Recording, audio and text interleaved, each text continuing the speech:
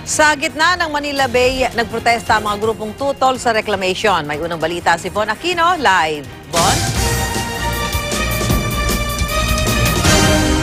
Susan, nagsagawa nga ng fluvial protest ng iba't ibang grupo para tutulan yung mga planong reclamation projects dito sa Manila Bay.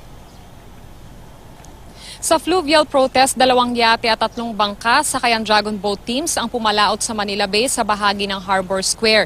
Simbolo raw ito ng kanilang pagkakaisa laban sa mga planong reclamation sa Manila Bay. Nakalutang naman sa Manila Bay ang kanilang banner na nagsasaad ng Stop Reclamation, Save Manila Bay. Ito rin ang isinigaw ng iba't ibang grupo ng environmentalists, mga mangingisda, urban poor at mga concerned citizen na nagkapit-bisig habang nakaharap sa Manila Bay. Nakatakda naman sila magmarcha patungong CCP complex habang daladala ang isang municipal fishing boat. Ayon sa grupo, isinagawa nila ang protestang ito dahil gusto raw nilang ipanawagan sa gobyerno na matapos ang rehabilitasyon ay huwag naman daw sanang isunod ang reclamation. Ikasisiraan nila ito ng tahanan ng mga isda na magdudulot din ng pagkasira ng kabuhayan ng ating mga mangingisda.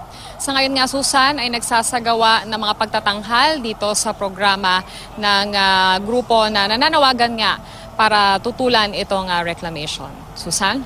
Maraming salamat, Von Aquino.